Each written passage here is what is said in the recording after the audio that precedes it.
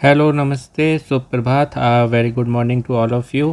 स्वागत है आप सभी का आपके अपने यूट्यूब चैनल अभिवाणी में और मेरा नाम है अभिषेक शर्मा। सभी बड़ों को प्रणाम, छोटों को प्रेम।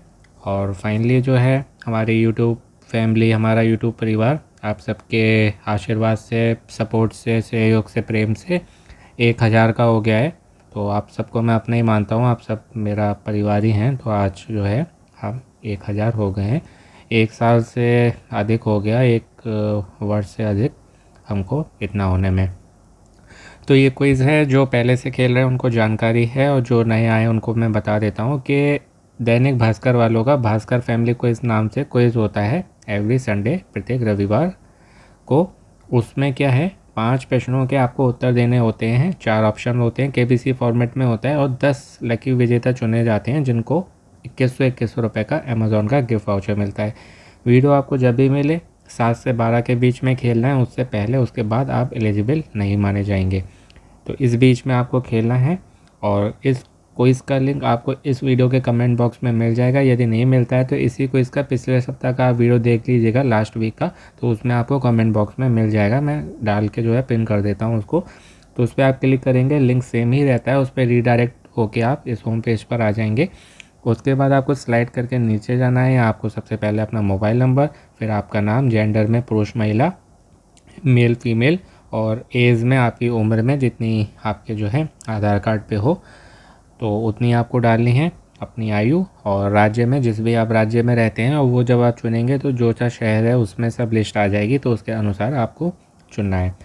तो 5 प्रश्न हैं और इसमें जो है आपकी केबीसी की भी तैयारी अच्छी हो जाएगी, साथ ही सभी अदर गवर्नमेंट एग्ज़ाम की भी, क्योंकि जीके तो सभी जगह जो है आता है, कंपलसरी है, मस्ट है। तो पहला प्रश्न है इसमें कि प्राग ज्योतिष इनमें से किस राज्य की प्राचीन राजधानी है? ऑप्शन है ए असम, बी मेघालय, सी नागालैंड, नागालैंड है, गलत लिखा हुआ है, डी मिज़ोरम। प्राग ज्योतिष तो ये असम का है और असम राज्य जो है उसका एक क्षेत्र है, एक रीजन है, एक एरिया है, गुवाहाटी जो है वहाँ का ये एक प्राचीन नगर और राजधानी थी। इसको जो है प्राग ज्योतिष को प्रग ज्योतिषपुर या प्राग ज्योतिषपुर के नाम से भी जाना जाता है। और असम की बात की जाए तो असम को पहले इसी नाम से जाना जाता था, या उनका जो है आप उपनाम बोल सकते हैं, जैसे निकनेम होता है ना, सरनेम, ऐसे ही असम का आप इसको सरनेम, निकनेम बोल सकते हैं। और इसके साथ ही कामरूप भी असम का एक पहले नाम होता था। तो प्राग ज्योतिष आए या प्राग ज्योतिषपुर, प्राग ज्योतिषपुर एक ही बात है, कंफ्यूज नहीं होना है, ठीक है। वहाँ पर जो है वर्मन राजवंश था, वर्मन राजवंश, उसमें जो कामरूप राज्य था ये उसकी राजधानी थी। कामरूप राज्य में ये उसकी राजधानी थी, प्राग ज्योतिषपुर। और अभी पूछा जाए आपसे कि अभी ये कहाँ पर है, तो गुवाहाटी में एक मोहल्ला बन गया है, वो जतिया नामक, जतिया नाम है उसका। गुवाहाटी में जतिया नाम का एक मोहल्ला है, वहाँ पर यह है फ़िलहाल प्राग ज्योतिष या प्रज्योतिषपुर। तो ऑप्शन ए होगा असम। दूसरा है कि हींग पौधे के किस भाग से प्राप्त होती है? तो ये केबीसी में पहले आ चुका है। ए पत्तियों से, बी पुष्प से, सी जड़ से, या डी तने से। लीफ, फ्लावर, और जो हुआ रूट और स्टेम। तो आई थिंक ये हींग जो है जड़ से प्राप्त होता है, एक तरीके का गोंद टाइप का होता है, अंग्रेजी में जिसको असफोटीडा बोलते हैं, असफोटीडा बोलते हैं। और ये वैसे ईरान से ही भारत में आती थी, लेकिन अब जो है हमारे भारत में भी कुछ जगह होने लगी है, जिसमें कश्मीर है और पंजाब का कुछ रीजन है, पंजाब के कुछ हिस्सों में भी ये पैदा होने लगी है, असफोटीडा या हींग। तो आई थिंक ये जड़ ही होना चाहिए। ये एक टाइप का जो है इसमें से कुछ निकलता है, दूध जैसा था, तो जब वो जड़ों में जम जाता है ना तो वो ऐसा बन जाता है, जैसे आपने देखा होगा ना, हींग खाई होगी, गांठ गांठ जैसी होती है। और संस्कृत में इसे जो है हिंगू नाम से भी जाना जाता है, इसलिए जो है इसको हींग बोलते हैं। तो मेरे हिसाब से जड़ होना चाहिए। मैं थोड़ा इसमें कन्फ्यूज़ आ जाता हूँ जड़ और तने में, तो मैं जड़ लगा रहा हूँ। तीसरा प्रश्न है, अंतर्राष्ट्रीय अनुवाद दिवस इनमें से किस तारीख को मनाया जाता है, किस तिथि को मनाया जाता है। ऑप्शंस हैं ए 23 सितंबर, बी 13 सितंबर, सी 30 सितंबर या डी 3 सितंबर। तो ये कल की बात है, जो कल गया, जैसे आज तो अक्टूबर लग गया है, तो कल की बात है, ये 30 सितंबर को मनाया जाता है इंटरनेशनल ट्रांसलेशन डे। ये आया कैसे कैसे जो है इसकी उत्पत्ति हुई, क्यों हुआ ये कि 30 सितंबर को मनाया जाएगा। तो बाइबल जो है ना, क्रिश्चियन धर्म का ग्रंथ, तो उसके जो अनुवादक थे, ट्रांसलेटर, क्योंकि प्रश्न में भी अनुवाद है तो मीन्स ट्रांसलेशन, तो उसके जो अनुवादक थे जिनका नाम था सेंट जीरोम, तो उनकी याद में इसको मनाया जाता है। तो ये बहुत इंपॉर्टेंट पॉइंट है कि पूछा जाए कि बाइबल के जो अनुवादक थे उनका क्या नाम है, तो सेंट जीरोम है। और सेंट जीरोम की स्मृति में कौन सा दिवस मनाया जाता है, तो इंटरनेशनल ट्रांसलेशन डे या अंतर्राष्ट्रीय अनुवाद दिवस। तो ये आपको मालूम होना चाहिए, तो 30 सितंबर ये होगा। चौथा है कि कुद्रेमुख राष्ट्रीय उद्यान इनमें से किस प्रदेश में स्थित है। ऑप्शन हैं आपके उड़ीसा, बी आंध्र प्रदेश, सी कर्नाटक या डी तमिलनाडु।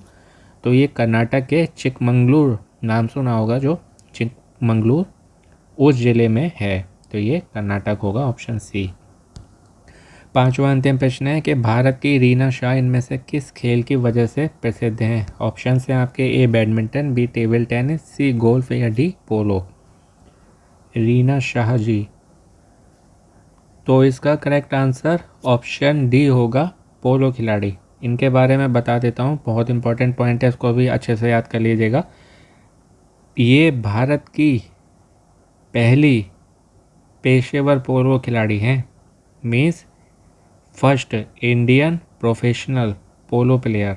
तो ये आपको याद रखना, ये पूछा जाए कि भारत की पहली महिला पेशेवर पोलो खिलाड़ी कौन है, तो वो हैं रीना शाह जी। इसके साथ ही ये और क्या करती हैं, तो ये फैशन से भी जुड़ी हुई हैं, फैशन उद्यमी हैं। वो उद्यम करते हैं, वो नहीं, एंटरप्रेन्योर जिनको बोलते हैं, फैशन एंटरप्रेन्योर, और इलेक्ट्रॉनिक ड्रमर और डीजे भी हैं। तो वैसे पहले ये थी, और पोलो में ये बाद में आई हैं, लगभग 40 साल जब इनकी एज थी, 40 ईयर्स, तभी आई हैं। और ये बहुत बड़ी बात है इस एज में जो आना, क्योंकि हर किसी का कुछ ना कुछ पैशन होता है, तो उसको भी फॉलो करना चाहिए अपनी नॉर्मल लाइफ के अलावा। वरना वर्किंग लाइफ तो जीवन पर चलता ही है कि बच्चे हो तो पढ़ो, फिर बड़े हो के जो है काम करो, लेकिन उसके साथ में हमको कोई भी अपना पैशन रखना चाहिए। जैसे कोई गेम खेलना हो गया है ना, या कोई नई चीज़ को सीखना, तो वो भी हमको रखना चाहिए। तो वो इन्होंने 40 साल में इसको स्टार्ट किया। पहले ये जो है इलेक्ट्रॉनिक ड्रमर और डीजे थी, और फिर फैशन मैंने बताया आपको, एंटरप्रेन्योर, और उसके बाद में 40 साल से ये प्रोफेशनली पोलो के खेल में आ गई। और पोलो कप में होता है Umaid Bhawan polo cup, the international ladies tournament. Umaid Bhawan polo cup और द इंटरनेशनल लेडीज़ टूर्नामेंट, तो इसके लिए खेल चुकी हैं। और दिसंबर 2015 में, इन दिसंबर 2015 में जोधपुर में इन्होंने हेमिस कप जीता है। और 2017 में, इन 2017 the Trunks company polo cup इन्होंने जीता है। Means won the Hermes cup in Jodhpur 2015 in December and the Trunks Company Polo Cup in 2017। और इसके साथ इनके पास एक अपनी पोलो टीम भी है जिसका नाम है रिनाल्डी पोलो, जिसने जो है MG&G एरिया पोलो कप, ये नाम है, MG&G एरिया पोलो कप जीता है। कब? 2014 में, 2014, और 2017 में ट्रंक्स कंपनी पोलो कप। तो ये आपको मालूम होना चाहिए। पूछा जाए कि रिनाल्डी पोलो टीम किसकी है, तो वो है इनकी रीना शाह जी की। और उसने कब जीता था ये, तो 2014 में MG&G एरिया पोलो कप और ट्रंक्स कंपनी पोलो कप कब? 2017 में। और जो मैंने आपको बताया कि फैशन एंटरप्रेन्योर भी हैं, फैशन डिज़ाइनर भी हैं, तो इनकी कंपनी का नाम क्या है, तो वो जो इनकी पोलो टीम का नाम है रिनाल्डी, तो वही इनकी फैशन की कंपनी का नाम है रिनाल्डी डिज़ाइन नाम से। उसमें ये जो है 1997 में इन्होंने इसको स्टार्ट किया था, या कहें लॉन्च किया था, रिनाल्डी डिज़ाइन। तो वो इनकी फैशन कंपनी हो गई, और पोलो टीम रिनाल्डी पोलो। तो ये ध्यान रखिएगा, रिनाल्डी जो है रीना नाम से जुड़ा हुआ है, तो इनके नाम में ही आ रहा है ना, देखिए रीना रिनाल्डी, तो इस तरीके से ध्यान रखिएगा। तो एक बार टैली कर लेते हैं। पहले वाले का ऑप्शन ए होगा असम, दूसरे वाले का सी होगा जड़ से, तीसरे वाले का ऑप्शन सी 30 सितंबर, चौथे वाले का होगा ऑप्शन सी अगेन कर्नाटक, पांचवें वाले का ऑप्शन डी पोलो। अब जो मैं सबमिट पे टच करने जा रहा हूँ, यदि मैंने आपको सभी सही बताए होंगे तो बधाई मैसेज मिलेगा, नहीं तो नहीं। सबमिट पे मैंने टच कर दिया है और बधाई मैसेज मिल गया है। Well done Sharma ji, means मैंने आपको सभी सही बताए हैं, करेक्ट आंसर, उचित उत्तर। अब जो है आपको क्या करना है, 7 से 12 के बीच में खेलना है। जैसे कि आप देख पा रहे होंगे स्क्रीन पर 12 बजे तक क्विज लाइव रहेगी और फिर वेट करना है लकी ड्रॉ में एंटर करने के बाद कि आप विजेता बनते हैं नहीं। लिस्ट जो है पिछले सप्ताह की आ जाएगी, जो पिछले रविवार को खेला था, और जो आज है उसकी अगले हफ्ते आती है।